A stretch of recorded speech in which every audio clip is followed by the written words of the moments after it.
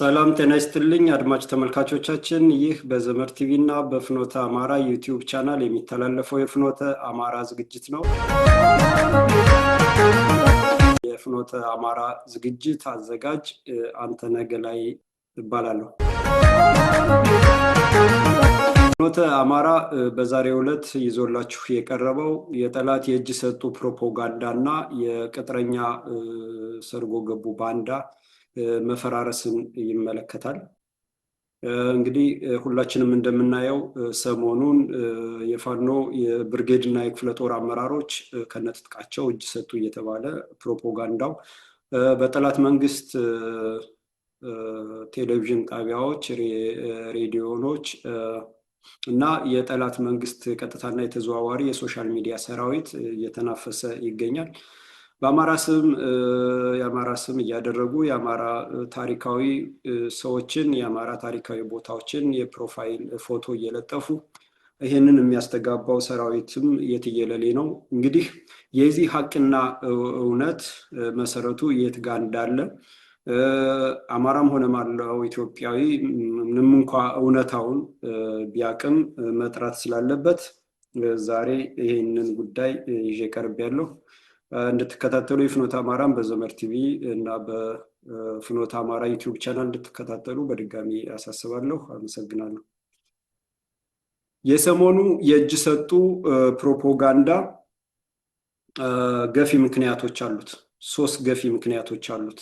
4 ገፊ ምክንያቶች አሉት። አንደኛው ገፊ ምክንያት ይሄ ሲዘረፍ ሲታገት የሰለቸው ህዝብ፣ ታግሶ የነበረ ህዝብ ጽዋው ሞልቶ በቃ ብሎ መነሳቱ አንደኛ።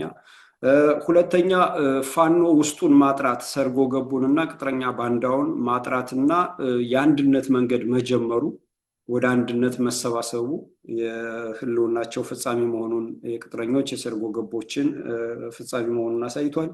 አንደኛ የህዝብ ቁጣ መነሳት፣ ሁለተኛ የፋኖ ውስጡን ማጥራት፣ ሶስተኛ የእስክንድር ነጋ የዶላር ድርቀት፣ እስክንድር ነጋን የገጠመው የዶላር ድርቀት እና አራተኛ ከስራቸው ያለ እውነት መስሎት በቅልቦና ሲከተላቸው የነበረ ፋኖ ማንነታቸውን እያወቀ ጥሏቸው መሄድ እና ወደ ትክክለኛው መቀላቀል መቻል ማለት ነው። በተለይ በሸዋና በጎንደር ከቅጥረኛ ባንዳዎች ከሐሳዊ ኢትዮጵያኒስቱ በእስክንድር ነጋ ከሚመራው ድርጅት እየወጣ ወደ ትክክለኛው የአማራ ፋኖ አንድነት የሚቀላቀለው ወጣትና ህዝብ እየጨመረ መምጣትና ብቻቸውን መቆም ገፊ ምክንያት ይሄ የዚህ ሳምንት ያለፈው ሳምንት ድራማና ተውኔት እንዲፈጸም አስችለዋል ማለት ነው። እና አሁን ልብ እንዲባልልኝ የምፈልገው ይሄ ሰሞኑን የሚደረገው ፕሮፓጋንዳ የጠላት መንግስት እንዳሰበው እንደሚቀምረውና እንደሚተውነው ሳይሆን እውነታው የቅጥረኛ ባንዳዎች የሰርጎ ገቦች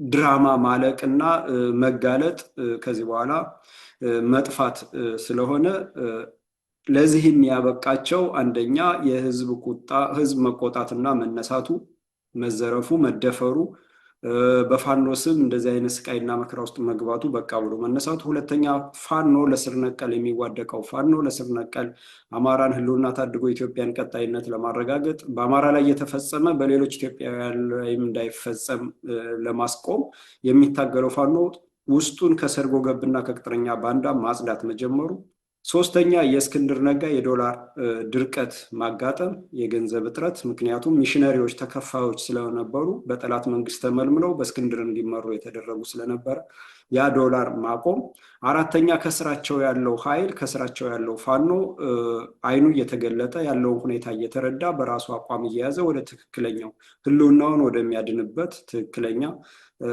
እየተቀላቀለ በመሆኑ ነው ማለት ነው።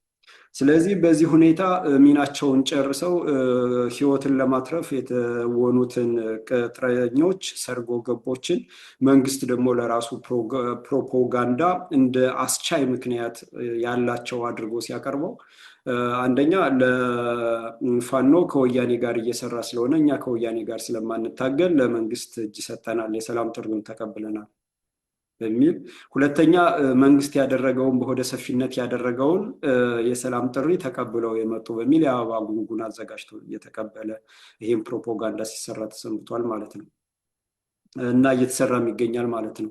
እንግዲህ ከወያኔ ጋር ግንኙነት ያላቸው አሉ፣ አይካድም። ይሄ ሀቅ ነው፣ ህዝብ ማወቅ አለበት። ወያኔ ብተኩስብንም አንተኩስባትም ማንም ያላለውን ወያኔዎች ራሳቸው ያላሉትን የአማራን መሰረታዊ ጠላት ከአማራ ጋር በአማራ መቃብር ላይ አማራን አጥፍቼ ትግራይን አቆማለሁ ያለ አደረጃጀት የተናገረውን ሳያጥፍ የጻፈውን ሳይቀድ ወያኔ ብተኩስብንም አንተኩስባትም የሚል ከዚህ የበለጠ ቅጥረኝነት የለም። ከወያኔ ጋር እንደራደራለን እያለ 2-3 ሙከራ እያደረገ የሚከሽፈው ሌላ ቅጥረኛ አለ። የድርድርን ምንነት የማያውቅ የፖለቲካ ሀሁን የማያውቅ ነው። ስለ ድርድር ማቅ በፖለቲካ ያረጠ ነው የሚል ጋጠወጥ ጸረ አማራ ተሳዳቢ ቅጥረኛ አለ። እነዚህም የዚህ ይሄ አሁን የሰርጎ ገቡ እየወጣ መሄድ ጣፋንታ ነው የሚገጥማቸው እና እነዚህ ስላሉ በእነዚህ ሰበብ ግን መላውን ፋኖ መላውን የአማራን ህዝብ የህልውና ትግሉን ከወያኔ ጋር እየሰራ ነው የሚል ስም የማጥፋትና በሌላው ኢትዮጵያዊም ከወያኔ ጋር እንዴት ይሰራሉ የሚል ቅራኔ በመፍጠር ፋኖን ህዝባዊነት ለማሳጣት የሚደረግ ፕሮፓጋንዳ ነው ማለት ነው እና የጠላት መንግስት ማምሻም ዕድሜ ነው እያለ የሚመዘው ካርድ እያለቀ መምጣቱንም ያሳያል ማለት ነው። እነዚህን መሰረታዊ ነገሮች ልብ ካል ይሄ ነገር ተታኩሰንና ተጋለን መሆኑ አይቀርም ነበር። ቅጥረኛ ባንዳን ማጽዳት፣ ሰርጎ ገብን ማጽዳት፣ ተታኩሰንም ተጋለንም ተቦጫጭረንም ውስጥን ማጥራት አይቀርም ነበርና ያ ከመሆኑ በፊት ራሳቸው ለቀው መሄዱ ለፋኖ ለአማራ ህልውና ትግል ለስር ነቀል የሚዋደቀው ፋኖ ትልቅ ስኬት ነው። በራሳቸው አጋልጠው ራሳቸው ማንነታቸውን አጋልጠው የጠላት መንግስት ቆጥሮ የሰጣቸውን መሳሪያ ቆጥረው አስረክበው መውጣታቸው ትልቅ አጋጣሚ ነው። በዚህ አጋጣሚ የእስክንድር ነጋ በሰበሰበ ዶላር ምናምን የተገዛ አይደለም። እስክንድር ነጋ በሰበሰበው ዶላር የጦር መሳሪያ አልተገዛም። እስክንድር ነጋ የሰበሰበው ዶላር ክፍያ ነው የተደረገ፣ ደሞዝ ክፍያ፣ ትክክለኞችን በገንዘብ እያማለሉ መግዛት፣ በዲያስፖራው ለጋዜጠኞችና ለሚዲያ ፕሮፓጋንዳዎች ከፍተኛ ክፍያ መፈጸም፣ ያንን ነው። እስክንድር ነጋ ከዲያስፖራው የሰበሰበውን ገንዘብ እምነት ሲያጎድልና አደራ ሲበላ ያጠፋው በዛ ነው እንጂ የጦር መሳሪያ አልገዛበትም። እና ቅጥረኞች የራሱ የጠላት መንግስት መልምሎ ነው በእስክንድር ስር እንዲሆኑ ያመቻቸለት። የጠላት መንግስት ኔትወርክ ነው እነዚህን መልምሎ በእስክንድር እንዲመቻቸው ያደረጋቸው። ስለዚህ ሲመለመሉ ጀምሮ የተሰጣቸውን የጦር መሳሪያ ነው ይዘው የሄዱት እና ትክክለኛው ለስር ነቀል የሚዋደቀው ነው የጦር መሳሪያ የሚገዛው። ዲያስፖራው ወገኑ በሚሰጠው ገንዘብ በሚረዳው በሚያግዘው ማንኛውንም በሚያግዘው ባገኘው ሁሉ የጦር መሳሪያ ገዝቶ እና ከጠላት ማርኮ የሚዋጋው ትክክለኛ ለስር ነቀል ለውጥ የሚታገለው ፋኖ ነው። ይሄ ሰርጎ የገባውና ቅጥረኛ ባንዳው ጠላት መንግስት እየሰጠው ነው ወዴት እንደሚተኩስና በአጋጣሚ ውስጥ ምን እንደሚያደርግ ትዕዛዝ ይቀበላል። ዋነኞቹንና ጀግኖችን ነገ ለጠላት የማይገዙ ወይንም ደግሞ እውነታው ሲገባቸው ዞር በል የሚሉትን እየመረጡ እንዲገድሉ ተገድለዋል። እነ ውባንታ ባተ ተገድለዋል። ፋኖ አርበኛ እነ ኮሎኔል ታደሰ ተገድለዋል። በቅርብም እነ ከፍ ያለው ደሴ ተገድለዋል። ከዛ በፊትም ወደኋላ ስንሄድ እንደውም ጎንደር ላይ የፋኖ አመራር ከነዋዋ ጎቤ ጀምሮ ጀግኖች እየተመረጡ የተገደሉት በቅጥረኛ ባንዳ ነው። እዛው ከሚበቅል ቅጥረኛ ባንዳ ማለት ነው። በፋኖ መሪነት በመሞት ደረጃ ጎንደር አንደኛ ነው፣ ማንም አይደርስበትም።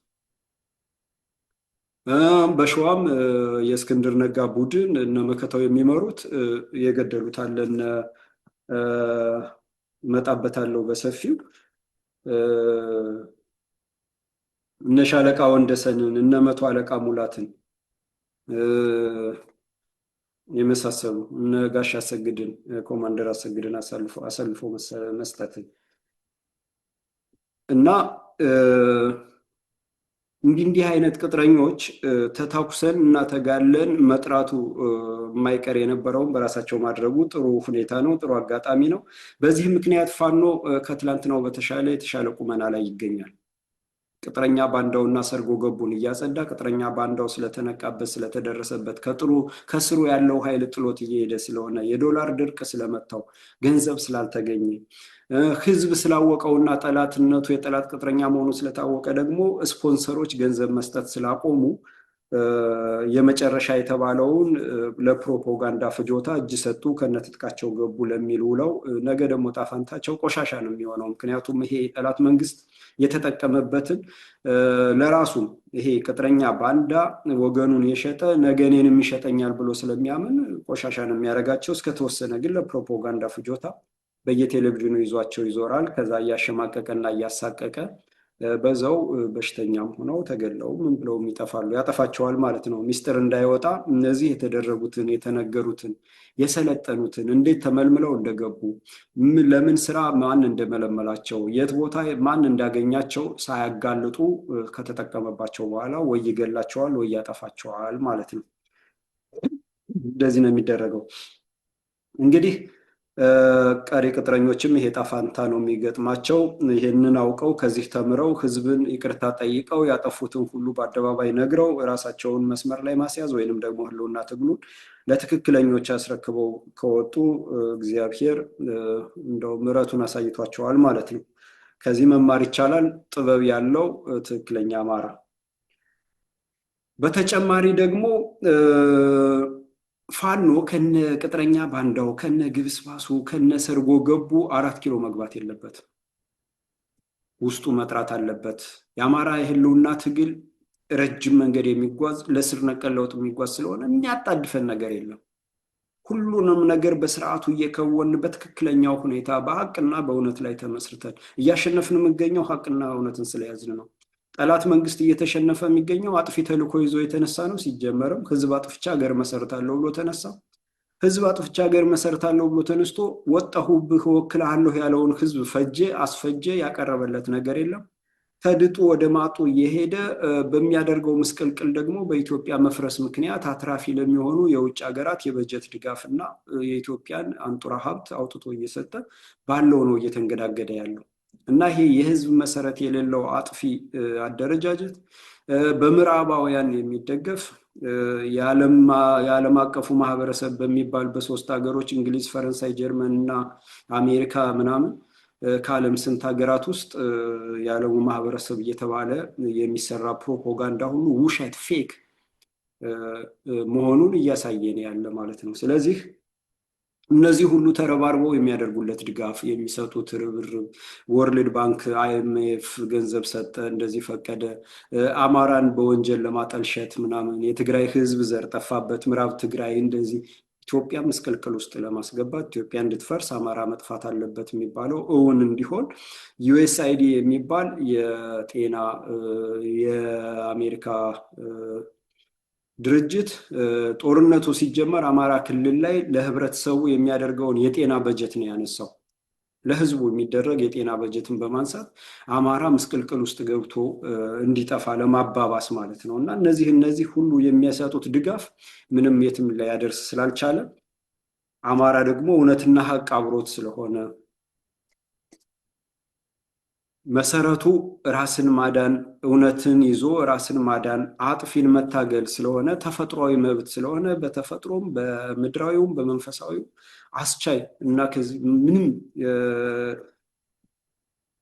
ራስን ለመከላከል ምንም አይነት ነገር ቢደረግ በየትኛውም ዓለም በየትኛውም በመንፈሳዊውም በምድራዊውም ህግ ትክክል በመሆኑ በዛ እየሄድን ስለሆነ እያሸነፍን ነው ማለት ነው። እና ይሄንን ቅጥረኛ ባንዳ ሰብስቦ 4 ኪሎ ከመግባት ውስጥን ማጥራት በጣም አስፈላጊ ነው። ጊዜ እየመሸበት እየጨለመበት ያለው የጠላት መንግስት የወያኔ ትህነግ የኦሮሞማ ፕሮጀክትን ለማድረግ የተደራጀ በኦሮሞ ስም የተደራጀ አደረጃጀት በሙሉ በአዴንና የነዚህ አገልጋዮች አብን ባልደራስ ባላደራ የሚባል እና የሐሳብ ኢትዮጵያኒስቶች አደረጃጀት ኢዜማ ግንቦት 7 ምናምን እነዚህ ናቸው የጨለመባቸው። ህዝብን ስላስገደሉ፣ ህዝብን ስለካዱ፣ አገርን ሉዓላዊነት አስደፍረው ለሀገር መፍረስ ከፍተኛ ስራ ስለሰሩ ማለት ነውና ይሄንን በማድረጋቸው መሽቶባቸዋል፣ ወደ ቀብር እየሄዱ ነው። አማራ ግን የሚያጣድፈን ነገር ስለሌለ የህልውና ትግላችን እየጠራ ሰርጎ ገቡን እያወጣ ባንዳውን እየጠረገ ይቀጥላል ማለት ነው። ስለዚህ ይሄ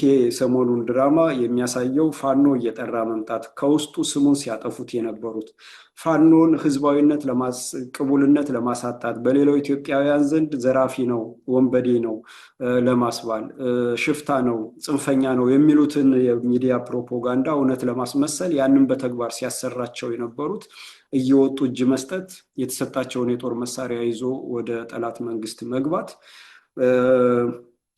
የአማራ ህልውና ትግል መስመሩን እየያዘ ነው ማለት ነው፣ እየጠራ ነው ማለት ነው። ቀሪዎቹ ዕጣ ፈንታቸው ይሄ ይጠብቃቸዋል ማለት ነው። እንግዲህ ለስር ነቀል የሚደረገው ትግል መሰረቱ እውነትና ከመሬት የተነሳ በመሆኑ ህዝባዊ በመሆኑ በየቦታው ምክንያት ፈጥሮ እየተሰገሰገው ሁሉ ውሸቱ እያለቀበት፣ ድራማው እያለቀበት፣ ሴራው እያለቀበት እየተጋለጠና ለህልውናውም ስጋት እየሆነበት ለመጨረሻ ፕሮፓጋንዳ ፍጆታ አገልግሎት እየዋለ እየጠራ ነው ማለት ነው። ስለዚህ ይሄንን በማስመልከት የጠላት መንግስት ምንድን ነው የሚያደርገው? ሲጀምር ጀምሮ ማለት ነው ሲጀምር ጀምሮ መከፋፈልና መቆጣጠር፣ የሄደበት መንገድ መከፋፈልና መቆጣጠር፣ የውስጥ ልዩነትን መፍጠር፣ የውሸት መሪ ማስቀመጥ፣ አዳዲስ መሪዎችን መፍጠርና ፋኖን ጽንፈኛ የአማራ ዘረኛ የሆነ ጽንፈኛ ነው አሸባሪ ነው ብሎ መፈረጅ ነበር አንደኛው ስልቱ ማለት ነው። እና በውስጥ መከፋፈል ውስጥ ምንድነው እነዚህን ሰርጎ ገቦች መመልመል፣ ከዛ የውሸት መሪ ማብቃት እስክንድር ነጋ፣ ከዛ በኋላ ልዩነት መፍጠር። መጀመሪያ ተጀምሮ የነበረው የአማራን የህልውና ትግል ግቡን ሳያሳካ ባፍጢሙ ለመድፋት የተሄደበት ሁለት ግሩፕ መፍጠር ነበር። አንደኛው በዘመነ ካሴ የሚመራ እና በእስክንድር ነጋ የሚመራ በሚል ማለት ነው። ስለዚህ ሁለት ጎራ ተፈጥሮ ወይንም ዘመነን ወይንም እስክንድርን የሚል ጎራ ተፈጥሮ እነዚህ ደግሞ ሁለት አካላት ልዩነቱን በዛ ልክ እንዲጦዝና ህዝቡ በቅልቦና የሚደግፋቸው በሁለት ተከፍሎ የህልውና ትግሉ ትኩረት እንዲያጣ መሄድ እየገሰገሰ የነበረውና 4 ኪሎ ሊቆጣጠር ጫፍ ደርሶ የነበረው ትግል በውስጥ ሽኩቻና በውስጥ መከፋፈል አዙሪት ውስጥ እንዲገባ አስችሏል ማለት ነው። በዚህ እስክንድር ነጋ ተሳክቶለታል። ዘመነ ካሴም ተጠያቂ ነው፣ ተባባሪ ነው፣ ከፍተኛ ተባባሪ ነው፣ የዚህ ድራማ አባል ማለት ነው። እና የእስክንድር ነጋ በዲያስፖራ ከፍተኛ ገንዘብ ሰበሰበ። በዚህ ምክንያት በውስጥ ያለ በሙሉ ገንዘብ ሰጠው፣ እንደ መሪ ተቆጠረ፣ ታላቁ ተብሎ ተሰበከለት ማለት ነው። ታላቁ ተብሎ ተሰበከለት። እንግዲህ እዚህ ጋር የእስክንድርን ነጋ አመጣጥን ማወቅ አለብን። ዝም ብሎ አንዳንድ ሰው ስም ለማጥፋት ምናምን እንደዛ የሚል አለ በቅን ልቦና እና ደግሞ የጠላትን ተልእኮ ሲያስፈጽሙ የነበሩት ማንነታቸውና የውሸት ይሄ አስመሳይ ጸረ አማራ ድጋፋቸው ስለተጋለጠባቸው ራስን ለማዳን ነው። በቅን ልቦና የነበረው ግን እውነቱን አይኑን እንዲገልጥ ማለት ነው። እና እስክንድር ነጋ ታላቅ ተብሎ ስሙ በገነነ ሰዓት፣ ምንም ተቃውሞ ባልነበረበት ሰዓት እስክንድርን መቃወም ጠላትነት፣ የጠላት መንግስት ቅጥረኛነት ወይ ራሱ የጠላት ጸረ አማራ መሆን በነበረበት ሰዓት በዛ መልካም ዘመን ኤልቲቪ በሚባል በኦሮሞማ ፕሮጀክት አካል በሆነ ሚዲያ ላይ ቀርቦ ቤተልሔም በምትባል ጋዜጠኛ አማራ ኢትዮጵያን ሰርቻለሁ ይላል ምን ትላለህ ስትለው እንኳንና አማርኛ ቋንቋ ራሱ ትላንት የመጣ ነው እና ስተት ነው፣ ፈጽሞ ስተት ነው፣ አማራ ኢትዮጵያን አልሰራም አለ። ምን ማለት ነው? አማራ የሚባል የለም፣ አማርኛ ቋንቋ እንኳን ትላንት የመጣ ነው ማለት አማራ የሚባል ህዝብ የለም። ቋንቋው ይሄን አንዳርጋቸው ጽጌ ያሉት የወታደር ቋንቋ ጥርቅም ነው፣ አማራ የሚባል የለም ያሉትን ከጀርባው ያዘላቸው ሀሳብ ኢትዮጵያኒስቶችን መርህ አንጸባረቀና ተናገረ። አማራ የሚባል የለም ያለ ሰው ነው። አንድ ያዙልኝ። በመቀጠል አሁንም ሌላ ፕሮግራም ላይ ምን ይላል? ፋኖ እንደ ጣሊያን ጊዜው ታግሎ ይሄንን ካሸነፈ በኋላ ወደ ቤቱ ይገባል፣ እኛንን ስልጣን ምን ይዝ ምናምን ብሏል። ፋኖ ከገባ በኋላ ነው ይሄ ፋኖ ከገባ በኋላ ነው። በአካል ደግሞ በእኔ ከሀገሬ ከመውጣቴ በፊት ተሳድጄ ከመውጣቴ በፊት የአማራ ወጣት ማህበርን ስናደራጅ እኔ ከጎጃም ተወክዬ ከጎንደር አሁን የብአዴን ባለስልጣን የተደረገ ቢኒያም ጸጋዬ ተወክሎ ከወሎ ቤት አማራ ደግሞ አስናቀ መንገሻ ተወክሎ፣ ከሸዋ ፍቅሬ የአባቱን ስም አላውቀውም ይቅርታ፣ ፍቅሬ ተወክሎ አስራት ሚዲያ ላይ 4 ኪሎ ስለ ህዝብ ቆጠራ ቃለ መጠይቅ እንድንደረግ ተጠራን ማለት ነው። 2000 ምናምን ብር አበል ተከፍሏል። ጌታቸው ሽፈራው ከፍለውናል ለእያንዳንዳችን 2000 ብር ምናምን መሰለኝ። ቢኒያም ነው ለኔ የሰጠኝና እነዚህ ስማቸውን የምጠራው ለምስክርነት ነው። ጌታቸው ሽፈራውም አለ። አሁን ኡጋንዳ ያሉት እነ በላይ ማናየና ሙልጌታን በርብር ካሜራማን ነበር ያኔ። በላይ ማናየ ጋዜጠኛ ነበረ ያኔ ነበሩ። እዛ ሄደን ቃለ መጠይቅ ከሰጠን በኋላ ጌታቸው ሽፈራው እስክንድር ነጋ ቢሮ ሊያስተዋውቀን ይዞን ሲሄድ እስክንድር ነጋ ከቢሮ ወጣ። ቢሮ እንድንቀመጥ አልፈለገም። ኮሪደር ላይ አናገረንና ፎቶ ተነሳን። ፎቶ አለ በእጅ። ይሄን ፎቶ ሶሻል ሚዲያ ላይ እንዳትለቁት አማራ ነው እባላለሁ፣ አማራ ነው ታስብሉኛላችሁ ያለ ሰው ነው። ይሄንን በሚልበት ሰዓት ምን እያደረገ ነበር እስክንድር ነጋ? የቄሮዎችን ይሄ የግብፅ ባንዲራ አንገቱ ላይ አድርጎ ቄሮ ለዲሞክራሲ የታገለ ነው እና ገና ትግሉ አላለቀም ይቀረዋል እያለ አንገቱ ላይ ያንን እንደ አንገት ፎጣ አድርጎ ሲቀረጽ የነበረ ሰው ነው። አማራን ግን አማራ እባላለሁና ከእናንተ ጋር ተነስቼ አማራ ወጣትን እያደራጁ ካሉ አደራጆች ጋር ተነስቼ አማራ መባል የለብኝም እንዳትለቁት አለ። ሁለተኛ የፊት ገጽታውን ሁሉ ነው የማስታውስ። ቢሮ ውስጥ ላለማናገር ኮሪደር ላይ ነው ያናገረን። የዓላማ ልዩነት የሚጀምረው ከዛ ነው ማለት ነው። አማራን ለሀብቱን ለመዝረፍ ለማታለልና ከመስመሩ ለማስወጣት እንጂ ለአማራ እውነት አለመታገሉን የሚመሰክር ማለት ነው። ከዛ በኋላ እስክንድር ነጋ አሁንም አንድ ኢንተርቪው ላይ ቀርቦ የአዲስ አበባን ዲሞግራፊ የህዝብ ስብጥር አሰፋፈር የመንግስት ስልጣን ይዞ መቀየር አይቻልም፣ በመንግስት በጀት አይቻልም። የመንግስትን ስልጣን ለቆ የውጭ ባለሀብቶችን፣ የሀገር ውስጥ ባለሀብቶችን፣ የውጭ ድርጅቶችን በጀት ጠይቆ የፈለገውን ማስፈር ይችላል። የፈለገውን ሰንደቅ ዓላማ መቀባት፣ የፈለገውን አርማና ሐውልት ማቆም ይችላል እያለ ምክረ ሀሳብ ስትራቴጂካሊ ምክረ ሀሳብ ሲሰጥ ነበረ ለኦሮሞማ ፕሮጀክት፣ ለነ ጀዋር መሐመድ፣ ለነ በቀለ ገርባ፣ ለነ አብይ አህመድ፣ ለሌሎችም ማለት ነው። ይሄንን ምክረ ሀሳብ ይሄ እንግዲህ የመንግስት ስልጣን ይዛችሁ ስታደርጉት ህዝብ ይጮህባችሁ፣ እነሱ ህዝብና አባቱ ያመጣል ብለው ነው እያደረጉ ያሉት። እሱ ደግሞ እንደዚህ ከምታደርጉት ይልቅ ከመንግስት ስልጣን ውጭ የውጭ ባለሀብቱን እየጠየቃችሁ ብታደርጉት ነው የሚያዋጣችሁ፣ ውጤታማ የምትሆኑ እያለ ነው። ይህንንም በሚዲያ የተናገረው ነው፣ እኔ የተናገርኩት አይደለም። የአዲስ አበባን ህዝብ የውጭ ባለሀብቱን እያስተባበራችሁ ገንዘብ እየሰበሰባችሁ ስብጥሩን እንደፈለጋችሁ 10 ሚሊዮን ማምጥታችሁ ማስፈር ትችላላችሁ። የፈለጋችሁትን ቀለም መቅባት፣ የፈለጋችሁትን ቦታ፣ የፈለጋችሁትን ሰንደቅ ዓላማ የቄሮን መቅባት ትችላላችሁ። ቀለም እየተቀባ ነበር አስፋልቱ ሁሉ ያኔ ማለት ነው። ይሄንን የተናገረ ሰው ነው እስክንድር ነጋ። አሁንም ልብ እንዲባል ማለት ነው። አሁንም ቀጠለና በፋኖ ወቅት ምንድን ነው ያለ? ፋኖ ከገባ በኋላ ጸረ አማራን አጥፍተን ሀገርን እንፈጥራለን ያለው ወያኔ ትህነግና ኦሮሞማ አማራን ለማዳከም ተብሎ የፈለጉትን ሁሉ ካደረጉ በኋላ ጓዳው ውስጥ ገብተው ንዑስ ማንነት እየፈጠሩ አንድ አምሳል አንድ አካል የሆነን ህዝብ ቅማንት እያሉ አገው እያሉ እንደዛ መከፋፈል ረጅም ስራ በበጀት ተሰርቶበታል። ሰዎች እየተመለመሉ ትግረኛ ተናጋሪዎች ቅማንት ነን እያሉ የቅማንት ኮሚቴ አገው ምናምን ወጣቱን እያታለሉ በገንዘብ እንትን እያሉ አገው ነን እኛ እንደዚህ እያስባሉ ማለት ነው ከወንድሙ ከአማራ ጋር ለማጣላት ያንን ፕሮፓጋንዳ ተቀብሎ አማራ የሚባል ስለሌለ ፋኖ ያገው የቅማንት የትግሬ የኦሮሞ ነው እንጂ የአማራ አይደለም ብሎ የተናገረ ሰው ነው። እንግዲህ ይሄን ሁሉ ተናግሮ ይሄን ባፎ የተናገረው ነው።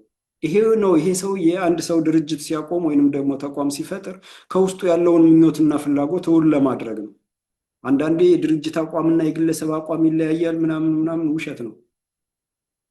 ውሸት ነው። አንድ ሰው አንድ ድርጅት ውስጥ የሚገባ ወይንም ድርጅት ውስጥ የሚፈጥር ምኞቱንና ፍላጎቱን ለማሳካት ያንን ምኞትና ፍላጎት ይገዛልኛል ከሚለው ጋር ተመሳሳይ ሂሳብ ካለው ጋር ሆኖ ነው ድርጅት የሚፈጥር። ሌላ ሰው መጥቶ ወደዛ ድርጅትም ሲገባ ማናቸውንም ድርጅት ውስጥ ስንገባ እዚህ ድርጅት ውስጥ ብንቀላቀል ምኞታችንና ፍላጎታችንን እናሳካለን ብለን ስላሰብን ነው ከውስጣችን የምንቀላቀል እንጂ ስሙንም መስማት አንፈልግም። ከውስጣችን ፍላጎት ከሌለ መስማት አንፈልግም። ስለ አማራ ህልውና እታገላለሁ ምናምን ብሎ እስክንድር ሲነሳ አማራን ነፃ ያወጣልኛል፣ ይሄ ሲታሰር ሲፈታ የኖረ ሀቀኛ እውነተኛ ሰው ነው፣ ብዙ ጊዜ ታስሯል ብሎ ሰው ስለታለለ የተገነባለትን የስም ገጽታ ስላልገባው ነው እስክንድርን ገንዘቡን የሰጠ። ምኞቱን ህልሙን ያደርግለታል፣ ህልውናዬን ያድንልኛል፣ አይዞህ ልበለው ብሎ ነው ህዝብ የደገፈው ገንዘቡን የሰጠው። አላማው ግን እሱ ሌላ ነው። እነዚህም ሁሉ ሲናገር ጸረ አማራነቱን ነው እየነገረን ያለው። ልብ ያለ የለም።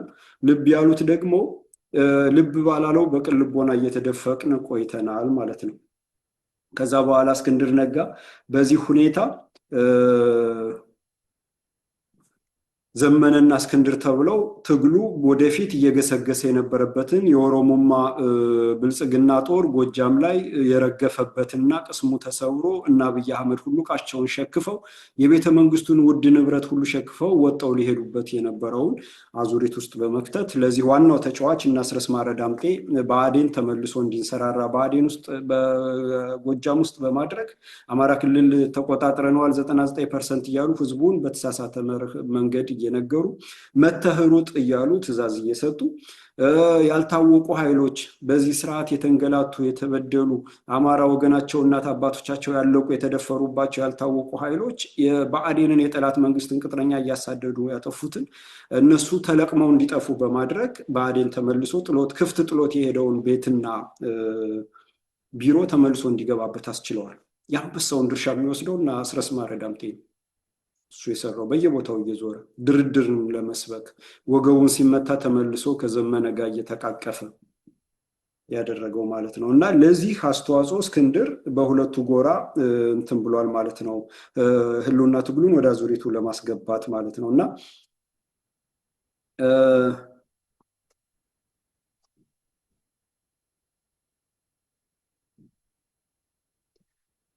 እስክንድር ነጋ በዚህ አጋጣሚ አንድ ነገር ማለት ፈልጋለሁ። እስክንድር ነጋ ጎንደር ላይ ሲሄድ የተጣበቀው ስኳድ ከሚባል ቡድን ነው። ስኳድ የሚባል ቡድን በወያኔ የተፈለፈለ ከጎንደር ህብረት ጀምሮ የመጣ ወደ የቅማንት ኮሚቴ የተሸጋገረ የመንግስት በጀት ያለው በመንግስት ተቋማት በግል ተቋማት በሁሉም የተሰገሰገ በውጭ ሀገር በአክቲቪስት ደረጃ የሚሰራ ጸረ አማራ ነው።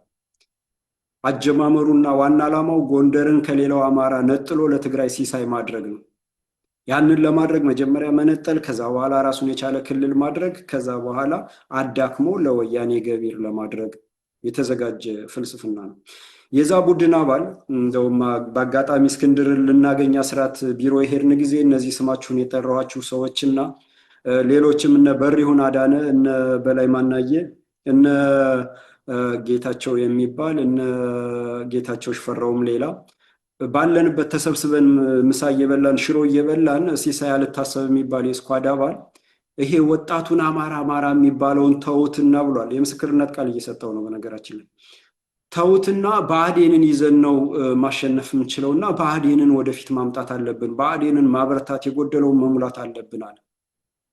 እዛ ምግብ ላይ እኔ ምንድን ያልኩት ይሄንን አስተሳሰብ አንዲት ሴንቲሜትር አንዲት ሚሊሜትር ወደፊት እገፋዋለሁ ካል ህዝብ እናስፈጃለን፣ ራሳችሁም ትጠፋላችሁ አልኩ። ጌታቸው ሽፈራው ወጣ መመስከር ትችላለህ፣ ከልብህ ነው የሳቀው፣ ሌሎች ሳቃችሁብኝ። ቢኒያም ጸጋዬ ተቆጥቶ እንዴት እንደዚህ ትላለህ ብሏል። እና አስናቀም ተቆጥተዋል። የምስክርነት ቃል ስጡ፣ በህይወት ያሉ ሰዎች ናቸው። አስናቀም በጣም ተቆጥቷል። ሌሎች ግን ዝም ነው ያሉ። በላይ ማናየ ኬንያ ነው ያለው፣ ኡጋንዳ ነው ያለው፣ መመስከር ትችላለህ ነበር። በሪሁን አዳነ ከሰሜን አሜሪካ የመጣው ያረጋል ሊማም ነበርክ ማለት ነው። እና ያ ኃይል ነው ስኳድ ሆኖ አሁንም ከእስክንድር ጋር ሄዶ የተጣበቀው ማለት ነው። እስክንድርን የጠበቀው ይሄ ኃይል ነው። ትክክለኛ ጀግኖች የከለከሏቸውን እነው ባንታባተን የመሰለ ጀግና አስገደሉ፣ መንገዱን አጠሩ። ሌሎችም ጥያቄ ሲያነሱ ኮሎኔሉ ቀጥሎ ተገደለ። በኋላ ደግሞ ሊያነሳ ይችላል የተባለው ከፍ ያለ፣ አሁን ቀጣይ ደግሞ ምናልባት ደረጀ በላይ ሊሆን ይችላል። እና ትክክለኛ አማራ ሆኖ ተታሎ ገብቶ አይኑ ሲገለጥ ሊወጣ ሲል የሚገድል ቡድን ነው ይሄ ቡድን። እስክንድር ይሄን ነው የሚያስፈጽመው። የዲያስፖራው ዶላር ለዚህ ፍጆታ ክፍያ ነው ያለ እንጂ የጦር መሳሪያ ገዝቶ ወይንም ደግሞ ለታጋዩ ቀለብ ሆኖ አይደለም ያዋጋው ማለት ነው። ይችን መጨመር ስለምፈልግ ነው፣ በወቅቱ የተደረገ ስለሆነ ማለት ነው። እና እስክንድር ነጋ እንደዚህ እያለ የመጣ ነው። ባላደራ የሚባል ፈጥሮ አዲስ አበባ ለአዲስ አበባ የሚል ትርክት ሲያራምድ የነበረ ነው። አዲስ አበባ የሚባል ባህላዊም ሆነ ታሪካዊ ምንነት የሌለው መሰረት የሌለው ማንነት ፈጠረ። ዓላማው ምንድን ነው? አዲስ አበባ የኔ ነው የሚለውን የወራሪውን የኦሮሞ አደረጃጀት እውን ለማድረግ አዲስ አበባ የኔ ነው፣ በትክክለኛ ደግሞ በታሪክም በአርኪኦሎጂ ውጤትም በማናቸውም መንገድ የኔ ነው የሚለውን አማራ ይሄን አስተሳሰብ በስነ ልቦናና በስነ አእምሮ ለመለየት አዲስ አበባ ለአዲስ አበባ የሚል ትርክት አምጥቶ የማይጨበጥ በሚዲያ ፕሮፓጋንዳዎቹ በእነ ሀብታሙ አያሌው ሁሉ አዲስ አበባ እየተባለ አስነዝቶ ከማንነቱን አስረክቦ እንዲወጣ ልክ ብአዴን የኔ ነው ሲባል አይ የጋራችን ነው የሚል ትውልድ እንደፈጠረው ሁሉ ይሄም እንደዛ አይነት ብሎ የቀጠለ በባላደራ ስም ከዛ በኋላ የፎቶ ያነሳ በቪዲዮ እየቀረጸ የሚገድልን ስርዓት ባንዲራ ሰንደቅ ዓላማ ይዞ አስፋልት በማቋረጥ ታጋይ መስሎ የሚፈርሰውን ቤት ረፉ ምናምን እያለ ህዝቡን ያደነዘዘ ሰው ነው። ከዛ ያንን ወደ ፖለቲካ ድርጅት እንዲቀይረው ወደ ባልደራስ ተደረገ። ባላደራ ምንም ያሳወቀው ነገር የለም። ወደ ባልደራስ ሲቀየር መንገድ ላይ ተከለከልን ብሎ መንገድ ላይ ፓርቲ ፈጠርና እስክንድር ተመረጣለ። በዛ ቀጠለ፣ ድራማ ሰራ። ከዛ በኋላ እንደገና ህልውና ትግል ውስጥ አሁን ማቅጣጫ ሲሰጠው ትእዛዝ ሲመጣለት ህልውና ትግል ውስጥ ዘሎ ገባ። ከዛ በፊት ዞረ። በጦርነት የተጎዳውን አካባቢ ያለ በጎንደር፣ በጎጃም፣ በሸዋ ምናምን ዞረና መጣ። እየዞረ ያንን ቃለ መጠይቅ ሰጠ። አብረውት ያጀቡት ሰዎች ነበሩ። በሚዲያ ተለቋል ምናምን ታዛቢ ሲሆን እንግዲህ ይሄ ስርዓት ፈቅዶለት ማለት ነው። ከዛ የመስክ ጥናቱን አጥንቶ ከጨረሰ በኋላ ወዴት መሄድ እንዳለበት አሰበ። ወደ ዘሎ ጠፋ ማለት ነው። ለባልደራስ ያሳወቀው ነገር የለም፣ የተናገረው ነገር የለም። ከዚህ ተነስቶ እዛ ዘሎ ምናምን ጥያቄ መመለስ አይችልም፣ የሚጠይቅም አይፈልግም እስክንድር ነጋ። በዙሪያውም ንጹህ አማራና ጠያቂ አዋቂ አማራ አይፈልግም። አጥፊዎች፣ ቅጥረኞች፣ ተላላኪዎች፣ ባንዳዎች፣ ጸረ አማራዎች ጠያቂ አይፈልጉም። ለምን ይጋለጣሉ? የአዋቂ ሰው አይፈልጉም በዙሪያቸው። ለምን ይጠይቃቸዋል? ለምን የሚላቸው ዝም ብሎ የሚያጨበጭብና የሚነዳ መንጋ ነው የሚፈልጉት፣ የማይጠይቅ ያልተማረ ምናምን እያሉ እንትን እንደሚሉት ማለት ነው የሚያሸማቅቁት። አንተ አልተማርክ ምንም አላወቅ የምንልህን ብቻ አድርግ እያሉ የሚያሸማቅቁትን ነው የሚሰበስቡ። በእስክንድር ዙሪያ የሚያሰልፋቸውን ሰዎች ይዋቸው። አዋቂ ከተባሉ የግብሩ የዓላማው ተጋሪዎች ናቸው። በተረፈ ግን አይጠይቁም። እስክንድር እያሉ ማጨብጨብ፣ ታላቁ የኔ ጌታ ለእኔ ብሎ ዋጋ የሚከፍል የኔ ከርታታ የሚል ነው የሚሰበሰበው ማለት ነው። ሌሎችም ቅጥረኛ ባንዳዎችን ለመለየት ጠያቂ አይፈልጉም፣ አዋቂ አይፈልጉም። አዋቂዎችን ወደፊት አያመጡም። ትግሉን ህዝባዊ የሚያደርግ የተሻለ አስተሳሰብ፣ የተሻለ እውቀት፣ የተሻለ የአመራር ችሎታ ያላቸውን ከማምጣት ይልቅ ማስጠፋት፣ ማስገደል በሴራ ይሄን ነው ከወያኔ የተማሩት ከባዕዴን ነው።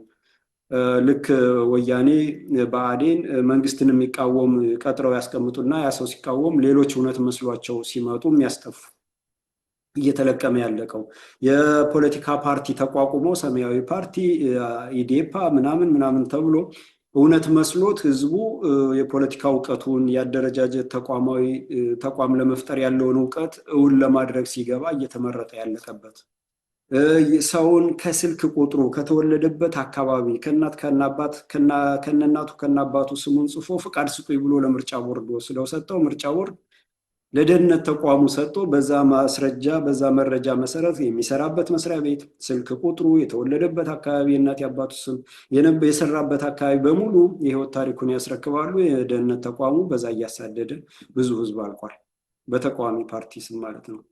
እና ሌላው ዓለም ላይ የማይደረግ ነው የሚደረገው ማለት ነው ኢትዮጵያ ውስጥ። ይሄ ሁሉ እስካሁን እያታለሉ ሲያስጠፉ የነበሩት ናቸው የተቃዋሚ ፓርቲዎች። ይሄንን እያወቁ ተመልምለው ስልጠና ተሰጥቷቸው እስከምን ድረስ እና እስከምን አቅጣጫ የጠላት መንግስትን መሳደብ መቃወም እንዳለባቸው እነ ልደቱ አያሌው እነ ኢንጂነር ይልቃል ጌትነት የዚህ ዋና ምሳሌዎች ናቸው። እና የመጨረሻው ደግሞ አብን በጣም እርኩስ የሆነው ማለት ነው ጸረ አማራ እንዴት እንዳታለሉት ማለት ነው። እና እስክንድር በዚህ ሁኔታ ከሄደ በኋላ ደጀን ላይ ታሰረ ተባለ። ውሸት ነው፣ ለስም ግንባታ እየተደረገለት ማለት ነው።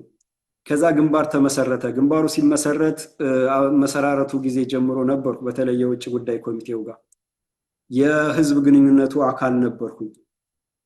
ያንን ካልን በኋላ ሻለቃ ዳዊት የግል ንብረት ነው ያደረገው የውጭ ኮሚቴውን። ማኒፌስቶ ይኖረው መመሪያ ይኖረው ስንል ማኒፌስቶ አያስፈልግም ነው የሚል በስብሰባ መነሻችን አማራ መዳረሻችን ኢትዮጵያ ማኒፌስቶ ነው ብሎ በአደባባይ እየተናገረ የግንቦት ሰባት የሎጂስቲክስ ኃላፊ የነበሩትን ሁለት ሰዎች ወደ ኤርትራ ልኮ ግንኙነት እናድርግ እያለ ወደ ኤርትራ የላከ ነው። እስክንድር ይሄ ወደ ኤርትራ ግንኙነት ግንባሩ ተቋም ሳይኖረው ዓላማው ሳይታወቅ ማኒፌስቶውን ሳያውቅ ከውጭ ከጎረቤት ሀገር ጋር ግንኙነት መፍጠሩ ለምንድን ነው በሚል እኔ ሞግቻለሁ። ያንንም እስክንድር ሲጠየቅ ስልኩን ዘግቶ ነው የሚጠፋው። ፋኖ አዲስ አበባ አይገባም፣ ለንደን ላይ ሻለቃ ዳዊት በግንባሩ ስም ስብሰባ ጠርቶ ፋኖ አዲስ አበባ አይገባም፣ የተቆጣ ኃይል ነው፣ ፋኖ አዲስ አበባ ከገባ ህዝብ ይጨርሳል እያለ እየመጡ ነው ብሎ ነፃ ሊያወጣኝ ነው ያለውን የአዲስ አበባ ህዝብ መላው ኢትዮጵያዊ፣ አማራ ብቻ ሳይሆን መላው ኢትዮጵያውያን እንን ተስፋ ያጨለመ ፋኖን ነፃ አውጪው ሳይሆን የአጥፊው አድርጎ የሳለ ይሄ ለምን ይባላል ብለን ስንሞግት እስክንድር መልስ አይሰጥም፣ ይጠፋል። ዓላማቸው ግልጽ ስለሆነ በዚህ ሁኔታ ህዝቡ እየታለለ ከሀገሩ ውጭ የሚኖረው አማራ በቴሌቶን ወደ 2 ሚሊዮን ዶላር የሚጠጋ ገንዘብ ሰጠ። ያንን ገንዘብ እነ ሻለቃ ዳዊት እነ እስክንድር ነጋ ሻለቃ ዳዊት መጨረሻ ላይ ከደሙ ንጹህ ነኝ ብሏል። አታሎ አጥፍቶ መስመሩን ሁሉ አስቶ ድንብርብር ውስጥ ከቶ ህዝብን እምነት አጉድሎ ቃል በልቶ እንትን ካለ በኋላ ከደሙ ንጹህ ነኝ ብሎ ወደ እስክንድር ደፍድፎ ተወጧል። በእርግጥ መጀመሪያ እንትን ብሎ ነበር ስንሞግት፣ መጨረሻ ላይ የጻፈውን ሁሉ ያለውን ሁሉ ክዶ አዎ አጥፍቻለሁ ምናምን ብሎ ሰጥቷል በተወሰነ። ግን እስክንድር በዚህ መልክ የሰበሰበውን ገንዘብ እምነት አጎደለ፣ አላጠፈ፣ አደራ በላ ማለት ነው። እና ይሄ ገንዘብ ወደ ኪስ ነው የገባ እንጂ የጦር መሳሪያ አልተገዛበትም ማለት ነው።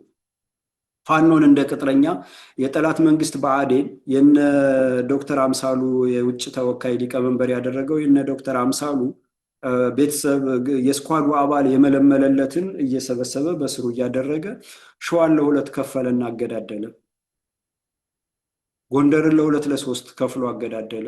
ቤተ አማራ ላይ አብረው ስቃይ የበሉትን ሁለቱን ኮሎኔሎች መሳሪያ ማዘዘ። አንዱ ታጋች አንደኛው አጋች አስደረገ። ምስቅልቅሉን አወጣ።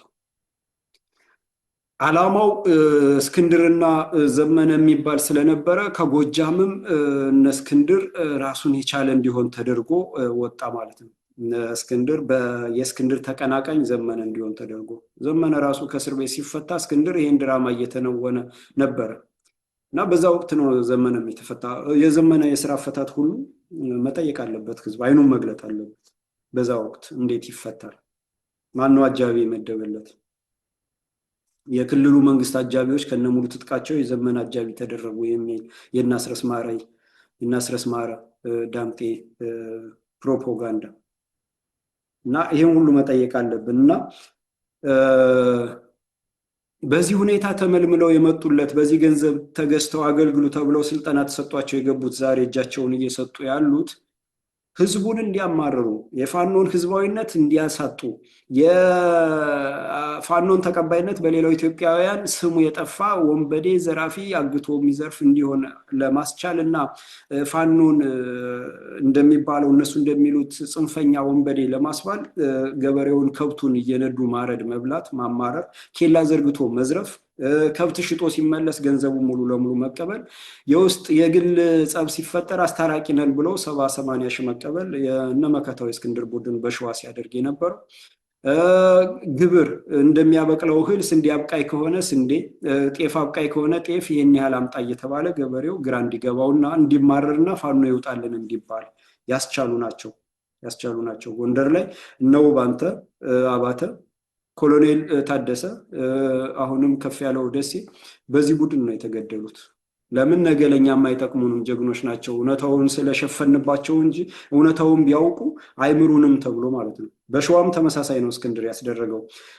ሻለቃ ወንደሰን አበበን የአንበሳው ብርጌድን አዛዥ አይኑን አውጥተው በህይወት እያለ በቢላዋ ቆራርጠው አስገደለው ማለት ነው። ሰውነቱ ተቆራርጦ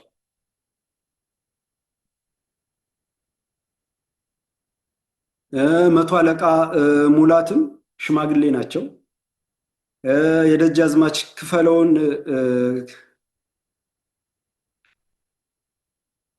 ደጃዝማች ክፈለው የሚባል ብርጌድ መሰረትክ በነደሳሌ ስር ሁነህ ተብሎ ሊያጠፏቸው ሄዱ። ራሳቸውን ለመከላከል ተኩስ ተከፈተ። በዛ መሃል ጥይታቸውን ጨረሱ፣ ያዟቸው። በ5 ልጆቻቸው ፊት ቆራርጠው ገደሏቸው ማለት ነው። ቆራርጠው ገደሏቸው። እንደገና ደግሞ ልጃቸው እየሰከረ ሲረብሻቸው ሲተኩስባቸው ራሳቸውን ለመከላከል ሲሉ ልጃቸውን ገደሉት። እኒያን አባትም በቪዲዮ እየቀረጹ ግንባራቸውን አስመትቶ በቪዲዮ ተቀርጾ ተለቀቀ። ይህን ሁሉ ያስደረገ ነው። ለዚህ ሁሉ ማብራሪያ አልሰጡም። በዚህ ምክንያት ነው እንደዚህ የሆነው። ካላግባብ ያጠፋ ይቀጣል። ከአማራ ስነ ልቦናና ባህል ውጭ እንደዚህ አይነት ወንጀሎች፣ ድርጊቶች እንደውም ተቀርጸው ሁሉ መተላለፋቸው ኃጢአት ስለሆነ እንቀጣለን ብለው ማስተባበያ አልሰጠም። እስክንድርም መከታውም ወጥተው አልሰጡም። እና በዚህ ሁኔታ እስክንድር የአማራን ትግል ምስቅልቅል ያወጣ ሰው ነው። ስለዚህ አሁን ሚናውን ስለጨረሰ እስክንድር ማንነቱ ስለተጋለጠ ምናልባት እስክንድርን የቀጠረው አካል 50 ሚሊዮን ዶላር 100 ሚሊዮን ዶላር ስጦታ ሰጥቶ ሊያስኖረው ይችላል፣ መንገዱን አመቻችቶ ማለት ነው። ግን የሚወጣበት መንገድ ምናልባት ለወደፊት እንጥፍጣፊ አገልግሎት ሊሰጥ ስለሚችል የመውጫ መንገድ ነው እየተበጀለት ያለው ማለት ነው ለእስክንድር። እና በዚህ መልክ የህልውና ትግሉን ወደኋላ ጎትቶ አዙሪት ውስጥ ከቶ ወንድሙን ከወንድሙ አጋድሎ ደም አቃብቶ ለሁለት ለሶስት ከፋፍሎ ዘሎ ገብቶ አሁን ዘሎ ለመውጣት እየጣረ ነው ማለት ነው። ሚናውን በዚህ ልክ ነው የጨረሰ ማለት ነው። የተቀጠሩለት ዛሬ እጅ እየሰጡ ያሉት በዚህ ሁኔታ ተመልምለው የገቡለት ቅጥረኞች ናቸው። ስልጠና ተሰጠው የገቡ ናቸው እንጂ አማራ በተፈጥሮ የትኛውን ቦታ እጅ ሰጥቶ አያውቅም። ይሄ የአማራ ታሪክ አይደለም። ወደ ጦርነት እየፎከረ እየሸለለ እያቅራራ የሚገባ ብቸኛ ህዝብ ነው በኢትዮጵያም ሆነ በሌላው ዓለም። እጅ መስጠት በአማራ ዘንድ አይታወቅም። ራሱን ያጠፋል እንጂ ጭራሽ ደግሞ ከጎንደር እና ይሄ ፕሮፓጋንዳ በዚህ ልክ መረዳት ያስፈልጋል ማለት ነው። እንግዲህ መከፋፈልና ማሸነፍ የመንግስት የጠላት መንግስት ፕሮፓጋንዳ ስልት አንደኛው ነው። መከፋፈል፣ ከውስጥ ልዩነት መፍጠር፣ ፌክ መሪዎች እንደነ እስክንድር አይነቶችን እንደነ አስረስ ማረ ዳምጤ አይነቶችን መሪ አድርጎ ማምጣት እና እነዚህን ማወናበድ፣ ወደፊት እንዳይሄድ ወደኋላ፣ አንድ ወደፊት 10 ወደኋላ እያስኬዱ መርህ አልባ ትግል፣ በግለሰብ ላይ የተንጠለጠለ ትግል እንዲሆን ማስቻል። እንደገና ደግሞ ፋኖን ህዝቡን ማጭበርበር፣ ፋኖ ዘረኛ ነው፣ ወንበዴ ነው፣ ጽንፈኛ ነው ምናምን የሚለውን ማስተጋባት ማለት ነው። ሁለተኛው መረጃን ማሳሳትና ፕሮፓጋንዳውን ማብዛት፣ ሚዲያውን መቆጣጠር። በቃ በጣም ማት የሆነ ነገር ለቆ ህዝቡን ማወናበድ እና እውነታውን ሀቁን በዛ ውስጥ ማድበስበስና ማጥፋት፣ በዛ ውስጥ ሀቁና እውነታው እንዳይሰማ መዋጥ። በ1 ሚሊዮን ፕሮፓጋንዳ በቴሌቪዥን፣ በሬዲዮ፣ በሶሻል ሚዲያ፣ በፌስቡክ፣ በቲክቶክ፣ በዩቲዩብ፣ በትዊተር፣ በሁሉም ነገር ፕሮፓጋንዳውን ረጭቶ እውነቱንና ሀቁን ማዳፈን፣ ህዝብ ላይ እንዳይደርስ ማስቻል ማለት ነው። መረጃን ማሳሳትና ፕሮፓጋንዳ፣ ይሄንንም መታወቅ አለበት። ለዚህ ሲባል በጣም ብዙ ሺህ የሶሻል ሚዲያ ሰራዊት አለ እውነታውን እንዲያዳፍን፣ ዝም ብሎ የተለያየ ነገር የማይጠቅመውን የሚጠቅመውን። ልክ አሁን ለምሳሌ ቢቢሲ በአማርኛ ብሎ ስለ አሜሪካ ራፐሮች ነው የሚዘግብ ምናምን፣ እንደዚህ አይነት ነገር። ቪኦኤ ምናምን የሚባሉ እነዚህ ምዕራባውያን የሚባሉ የዓለም የስጋት ምንጭ የሆኑ ሀገራት እንደሚያታልሉት አይነት ድራማ ማለት ነው። ይሄ በነገራችን ላይ የተጀመረ ኃይለማርያም ደሳለኝ ጠቅላይ ሚኒስትር በነበረ ሰዓት ላይ ጀርመን ሀገር በተደረገ ስብሰባ ላይ ፌስቡክ ነው አሁን እኛን እየተጫወተብን ያለው ከጥቅም ውጭ ያደረገን እና ይሄ ሚዲያ እባካችሁ ዝጉልን ወይ አቁሙልን ምናምን ሲባሉ የተሰጣቸው ምክር ነው። ወይ እውነተኛ አቅርቡ፣ ህዝቡ ወደ ፌስቡክ የሚሄደው እናንተ ሚዲያ ስላልተቀበለ ነው፣ አለበለዚያ ደግሞ እውነተኛውን በእናንተ የሶሻል ሚዲያ ሰራዊት ፈጥራችሁ እውነተኛውን አዳፍኑት ተብለው ስልት ተነገራቸው ማለት ነው። ምዕራባውያን የሚባሉት የዲሞክራሲ ምናምን የተባለ በውሸት የተገነባላቸው ማለት ነው። እና እውነታውን በፕሮፓጋንዳ አዳፍኑት፣ እዚህም እዛም ሬዲዮ፣ የሶሻል ሚዲያ ሰራዊት፣ ሁሉንም የሚዲያ የበላይነት ፍጠሩ ተብለው ያ ነው አሁን እየተሰራ ያለው ማለት ነው። እና ደግሞ ታሪክን እንደገና መጻፍ፣ ታሪክን ማጥፋት፣ ልክ ይሄ የአማራን የአርበኝነት የፋኖነት ገድልን ማጥፋትና መደምሰስ እና አዳዲስ ጀግና መፍጠር፣ ያልነበሩትን ጀግና አድርጎ መሳል፣ የአማራን ታሪክ በሙሉ ለአንድ ለሌላ ሰጥቶ ጃጋማ ኬሎ ቅብጥሬ ምናምን ብሎ ማምጣትና በዛ መልክ ማጉደፍም አብሮ ተያይዞ የሚሰራ ነው ማለት ነው። ሌላው ህግ ማውጣት፣ ፋኖን ጽንፈኛ ነው ምናምን እና ፋኖን ረድተሃል፣ ፋኖን እንደዚህ ያደርጋል፣ ፋኖ ዘመድ አለህ፣ ፋኖ ልጅ አለህ፣ ህዝቡን ማዋከብ፣ ለፋኖ ገንዘብ ትሰጣለህ፣ ልጅህ ፋኖ ነው ብሎ ማገት፣ መዝረፍ፣ ማንገላታት፣ ማሸማቀቅ በህግ ስም። ለምን? ስልጣን ስላለ በእጃቸው ማለት ነው። ስልጣን ስላለ በእጃቸው ማለት ነው። እና ስር ነቀል ለውጥ፣ አንደኛ ስር ነቀል ለውጥ ያስፈልገናል የሚባል ከዚህ ስልጣናቸው መንቀልና ተጠያቂ ማድረግ ነው። እኛ ለስልጣን አይደለም የምንታገለው እኛ ምናምን የሚባል መድረክ ተውኔት ምናምን ሲተውኑ የነበሩ አሉ። እንትና ንግግር ይህ ሁሉ ፕሮፓጋንዳ ነው፣ የቅጥረኛነት ምልክት ነው። ሌላው የስነ ልቦና ጦርነት ማድረግ ነው። የስነ ልቦና ጦርነት ማድረግ ምንድን ነው? ፍርሃትን ማንገስ እና ፍርሃት መልቀቅ በህዝቡ ውስጥ ፋኖን ትደግፋላችሁ ምናምን ወይንም ደግሞ ለህልውና ትግሉ ወጦ የታገለን የጠላት መንግስትን ጦር የሰበረን ዞር በል ያለን በድሮን በጀት በምናምን መደብደብና በቃ ፋኖ በቃኝ ብሎ እንዲንበረከክ ማስቻል። አሁን የሚደረገው የድሮን ድብደባ ሰቅጣጭ በቃ ቤተክርስቲያን ላይ ገበያ ላይ መጥቶ መደብደብ፣ ህዝቡን ማማረር ነው።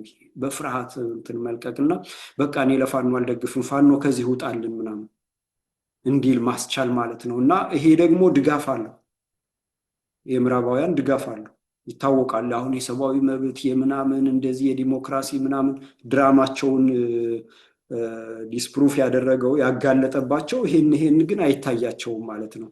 እነሱ የሚፈልጉት ላይ የሚነዙት ድራማ የሰብአዊ መብት የምናምን ቅርጥሴ በዚህ ወጣ በዚህ ወረደ የሚባለውን ቶፈንቶ ዲስፕሩቭ ያደረገው አማራ በዚህ ልክ በድሮን ገበያ ላይ እና ቤተክርስቲያን ላይ ሲጨፈጨፍ ጸጥ ረጭ ነው ያለ። ስለ በጀት፣ ስለ ኢኮኖሚው ማደግ ምናምን፣ ስለ አይኤምኤፍ፣ ስለ ኢትዮጵያ ሀብት ንብረት፣ የህዝቡ አንጡራ ሀብት መሬት ወደ ውጭ እንዴት እንደሚሸጥ ምናምን ነው እየተመከረ ያለው ማለት ነው።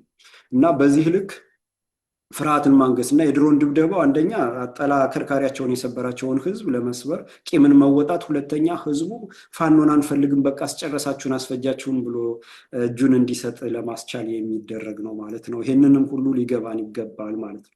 እና የውሸት በቃ የጦርነት አዋጆች ልክ ይሄ አስረስ ማረስ ያደረገው የነበረው የጦር መንግስት የጠላት መንግስት ገብቶ ቦታ ከያዘ በኋላ አማራ እንዳይንቀሳቀስ መንገድ መዝጋት፣ የኢኮኖሚ ማዕቀብ ምናምን። እንግዲህ ፋኖ 99% ተቆጣጥረነዋል ካለ ብሎ ተናግሯል።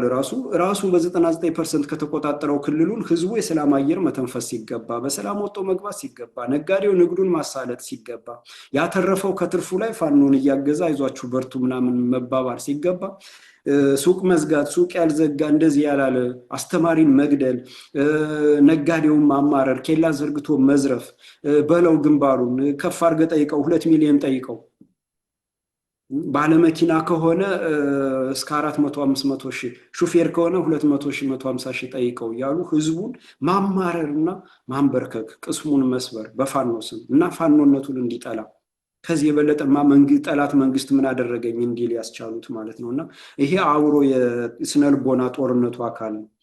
ሌላው የውጭ ኃይል ሊያግዘን መጣ፣ የሆነ እንደዚህ ተደረገ፣ ከውጭ ሀገር ጋር የወደብ ጉዳይ ያስፈልገናል፣ የጦር ስምምነት አደረግን፣ የጎረቤት ሀገር ሊወረን ነው፣ እንደዚህ ሀገር ሊያግዘን ነው፣ የቀይ ባህር ምናምን ጉዳይ እንደዚህ ድራማ የውስጡን በዚህ ሁሉ ቅስሙ እየተሰበረና ወደ ቀብር እየሄደ ሲሄድ ከውስጥ ወደ ውጭ ለማውጣትና በዛ መልክ ለመዳን ልክ እነመለስ ሲያደርጉት የነበረው ጨዋታ ማለት ነው። እና እንደዚህ አይነት ድራማዎች አሉ። ይሄን ሁሉ አድርጎ ደግሞ አልችል ሲል የሰላም ሰበካ፣ የሰላም ጥሪ ማቅረብ፣ የሽምግልና ምናምን እነ አምባሳደር መሐሙድ ድሪል በነመለስ ጊዜ ዋና ቅጥረኛ የነበረ ሰው ነው። መሐሙድ ድሪል የሽንሌ ተወላጅ ኢሳ ነው።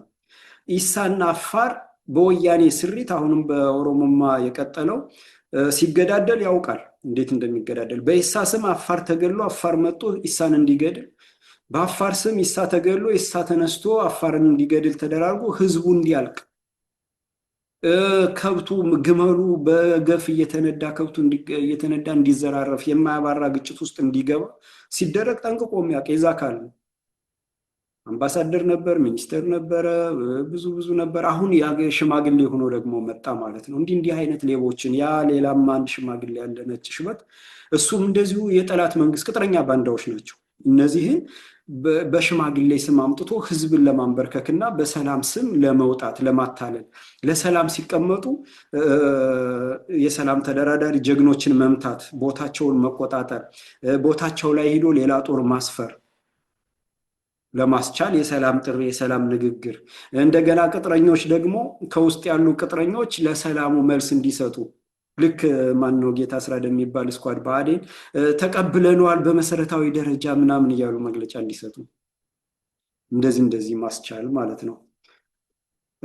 ሌላው ያው ለዓለም አቀፉ ማህበረሰብ ለሚባለው አጥፊ ምቹ እንዲሆንለት በቃ የሽብር ውጊያ ጸረ ሽብር ውጊያ ላይ ነን፣ ሽብርተኛን እያጠፋን ነው፣ የልማት ጠንቅ የዓለም ስጋት ምናምን የሆነውን እየተዋጋን ነው የሚል ፕሮፓጋንዳ መስራት አካል በሙሉ ይሄ ሁሉ አያድንም። ምክንያቱም ውሸቱ ስለሚያልቅ፣ ሴራው ስለሚያልቅ፣ ተውኔቱ ስለሚያልቅ፣ እውነት ስለሚያሸንፍ ማለት ነው። ስለዚህ የአማራ ህዝብም ሆነ መላው ኢትዮጵያዊ የምናሸንፈው በክንዳችን ነው፣ በማንም እርዳታ አይደለም። ምዕራባውያን ምናምን የራሱ ጉዳይ ነው፣ የራሱ የቤት ስራ አለበት። ለእውነት ካሉ ለሀቅ ካሉ አምባገነን መንግስትን ያስወግዱ። በተረፈ ከውስጥ ገብቶ እጫወታለሁ፣ ድራማ ሰራለሁ፣ አቦካለሁ፣ ያ ዘመን አብቅቷል። ማታለል የኢትዮጵያን ብቻ አይደለም የአፍሪካን እያታለሉ እርስ በርስ ጦርነት እየፈጠሩ ይሄ እንደዚህ አብቅቷል። ህዝብ መሮናል፣ ሰልችቶናል፣ ተሰደናል። ወጣቱ መውጫ መግቢያ አጥቷል። በተሰደደበት እያለቀ ነው፣ በባህር እያለቀ ነው፣ የአሳ ቀለብ እየሆነ ነው፣ የባህር ሲሳይ እየሆነ ነው። በሀገር ውስጥ መኖር አቅቶት በባለ ጊዜ እየተጨፈጨፈ እየታረደ ሴቶች እየተደፈሩ መውጫ መግቢያ አጥቷል። ሰላሙን ተነጥቋል፣ ደህንነቱን ተነጥቋል፣ ጨለማ ውስጥ ገብቷል። ስለዚህ ይሄን የሚረዳ ካለ ቀጥታ ወሬ ማብዛት፣ በዚህ ወጥቶ እርዳታ እንደዚህ የአሜሪካ ኤምባሲ እንደሚያደርገው መቀሌ እየተመላለሰ ጋዜጠኛ ሰለጥናለሁ እያለ ዝም ብሎ ድራማ የሚሰራውን አቁሞ ወንጀልን በወንጀሉ እንዲጠራ፣ የተበደለን በተበደለው ልክ ቢናገር መልካም ይሆናል። በተረፈ ድራማ ግን ያልቃል ነው፣ ማሸነፍ አይቻልም። እና በዚህ ሁኔታ የሚደረግ ፕሮፓጋንዳ፣ በዚህ ሁኔታ የሚደረግ አሻጥር፣ ድራማ፣ ሴራ የአማራን የህልውና ትግል የበለጠ እንዲጠናከር፣ የበለጠ ጠላቶችን ማንነትና አሰላለፍ እንዲያውቅ፣ የጠላት መንግስትም የሴራ ካርዱንና የተውኔት ተከታታይ ድራማውን እየጨረሰ መምጣት፣ መሸነፍ እና መጥፋት ግዴታ መሆንን፣ የአማራ አሸናፊነት ደግሞ የማይቀለበስ 4 ኪሎን ተቆጣጥሮ የጠላት አደረጃጀቶችን በህግ አግዶ ሀብት ንብረት ለኢትዮጵያ ህዝብ መልሶ ለሀገር መልሶ አጥፊዎችን ለፍርድ አቁሞ በኢትዮጵያ ምድር ስር ነቀል ለውጥ በማወጅ መላው ኢትዮጵያውያንን ሰላምና ደህንነት ህልውና አስከብሮ የጋራ ኢትዮጵያችንን በነፃ ህዝብ በታላቅ አገር መርህ ለማስቀጠል የህልውና ትግላችን ግቡን ለማሳካት ምንም እንደማያቆመው ምንም እንደማይመልሰው በማወቅ በዓላማችን መጽናት ማለት ነው። ስለዚህ መፍትሄያችን ምንድን ነው? መፍትሄያችን ህልውናችንን ለማዳን ሰላማችንና ደህንነታችንን ለመጠበቅ አገራችንን እንዳትፈርስ ለማድረግ ዓላማችንና ግባችንን መለየት። ዓላማችን ጠላታችንን ማሸነፍ፣ ግባችን በኢትዮጵያ ምድር ስር ነቀል ለውጥ ማምጣት፣ ተልኳችን በአማራ ላይ የተፈጸመ በሌላው ኢትዮጵያውያን ላይ እንዳይፈጸም ማድረግ፣ የሰውን ልጅ ሰላም ደህንነት ማስከበር፣ ቤት ዘግቶ ማቃጠል፣ ሙሉ ዘርን ቤት ዘግቶ ማጥፋት፣ ሙሉ ቤተሰብን፣ የነፍሰ ጡር ሆድ ቀዶ ጽንስ አውጥቶ መብላት፣ የወንድ ልጅ ብልት መቁረጥ፣ በቢላዋ እየገዘገዙ እያረዱ መጣል፣ በቪዲዮ ቀርጾ ማሳየት፣ በድንጋይ ወግሮ መግደል፣ አስከሬን መጎተት በኢትዮጵያ ታሪክ እንዲሆን ኢትዮጵያውያን በኢትዮጵያዊነታቸው ኮርተው በቋንቋቸው፣ በባህላቸው፣ በእምነታቸው ኮርተው የተፈጥሮ ሀብታቸው ባለቤት ሆነው የፖለቲካና የኢኮኖሚ የሀገራቸው የፖለቲካና ኢኮኖሚ የፖለቲካ ስልጣናቸው የኢኮኖሚ ባለቤትነታቸው ተረጋግጦ የሀገራቸው ባለቤት ሆነን እንድንቀጥል ስር ነቀል ለውጥ ማምጣት አለብን ማለት ነው። ስለዚህ ይህንን ግብ ካደረግን ከዚህ ውጭ የሚደረግ ትርምስ በሙሉ ምንም አይጠቅመንም፣ ጆሮ መስጠት አያስፈልግም። ዓላማችን ጠላትን ማሸነፍ ነው። ማሸነፋችን የሚረጋገጠው 4 ኪሎን በመቆጣጠር ነው። 4 ኪሎን በመቆጣጠር የጠላትን አደረጃጀት ማገድ ነው። ስለዚህ ሙሉ ሀሳባችንን፣ ትኩረታችንን፣ ጊዜያችንን፣ ችሎታችንን፣ ሀብት ንብረታችንን እዚህ ጋር ካፈሰስን ጠላትም ሆነ ማንም ቢረባረብ የተሞከረው ሁሉም ነገር ተሞክሮብናል። ከዚህ የበለጠ የሚያደርጉት ነገር የለም። ማክሲማም የተባለውን ተደርጓል። በነገራችን ላይ በጦር መሳሪያ በ10 ሚሊዮን ዶላር በ20 ሚሊዮን ዶላር የጦር መሳሪያ እየተገዛ በሀገር ሀብት ንብረት በዳ እየተገዛ ያ አማራን ከማስታጠቅ ውጭ ያተረፍነው ነገር የለም ብለው ነው ወደ ፕሮፓጋንዳ የዞሩት። ይሄ ሁሉ ፕሮፓጋንዳ ይሄ ሁሉ በውስጥ አስርገው ያስገቡት ቅጥረኛ ባንዳው ምስቅልቅሉን የሚያወጣው በዚህ ያሸነፍን መስሏቸው ነው። በሴራ የአማራ ህዝብ ለሴራ ሩቅ ነው። ሴራንና ሴረኝነትን ሰይጣናዊና ሰይጣንነት ብሎ ስለሚያምን ለሴራ እንትን አይልም እና የሰው ልጅ በዚህ ልክ በሰው ልጅ ላይ ጨካኝ ሆኖ ይወጣል ብሎ ስለማይጠብቅ ለሴራ እንትን ነው እና በዚህ እንደለመድነው አታለን ፈጅተን ጨርሰን አደንዘን ቅጥረኞችን ወደፊት አምጥተን እናሸንፈዋለን ተብሎ ነው። አይቻልም። ያ ዘመን አልፏል። በፊት ወያኔ ትህነግ ለ27 ዓመት ያቆያት ባንዳን መልምላ በውስጥ ከፋፍላ ልክ እንደ ስኳድ አይነት እና ይሄ ቅጥረኛ ባንዳ የክልል አቃቢ ህግ የነበረውን አሁን የፋኖ መሪ የተደረገው እንደዚህ የመሳሰሉትን ባንዳዎች መልምላ ቴሌቪዥኑንም ሬዲዮኑንም ጋዜጣውንም ሁሉንም ስለምትቆጣጠር ህዝብ እውነታውን አያውቅ። ብቅ የሚሉት ይገደላሉ፣ ይታፈናሉ፣ ይሰደዳሉ፣ ይመረዛሉ፣ በሽተኛ ይደረጋሉ። አሁን ያ ዘመን ተቀየረ። አሁን መረጃ ዛሬ ላይ የምናገረው በየትኛውም የዓለም ዳርቻ በተመሳሳይ ሰዓትና ሰከንድ ውስጥ ይደመጣል። ተደብቆ የሚቀር ነገር የለም። ህዝብ እየሆነ ያለውን ያውቃል እና ያ ዘመን አይደለም ማለት ነው። ስለዚህ እውነትን ይዘን ሀቅን ይዘን በሀቃችን በእውነታችን ልክ ለሀቅና ለእውነት የሚቆም አጋራችን ነው። ለሀቅና ለእውነት አማራ መሆን፣ ኦሮሞ መሆን፣ ትግሬ መሆን፣ ጉራጌ፣ ሱማሌ፣ ወላይታ፣ ሀዲያ፣ አፋር፣ ሱማሌ፣ በርታ፣ ከምባታ፣ ኒዌር፣ አኝዋክ፣ ጋሞ፣ ዶርዜ ያ መሆን ምናምን ሳይሆን ሀቅና እውነት በማንም ላይ የተፈጸመ በደል በማንም ላይ እንዳይደገም፣ በማንም ላይ የተፈጸመ ዘር ማጥፋት፣ ዘር ማጽዳትና ሰብአዊ ግፍ በሌላው ላይ እንዳይደገም፣ የተፈጸመበት ካሳ እንዲካስ፣ የፈጸመ ለህግ እንዲቀርብ፣ ፍትህ እንዲሰጥ፣ ካሳ እንዲከፈል ማስቻል አለብን እላለሁ። የዛሬው ዝግጅት ይሄን ይመስላል። በሚቀጥለው በሌላ ፕሮግራም እስከምንገናኝ እዚሁ ጋር ሰናበታለሁ። አመሰግናለሁ። ስላዳመጣችሁኝ ስለተከታተላችሁኝ አመሰግናለሁ።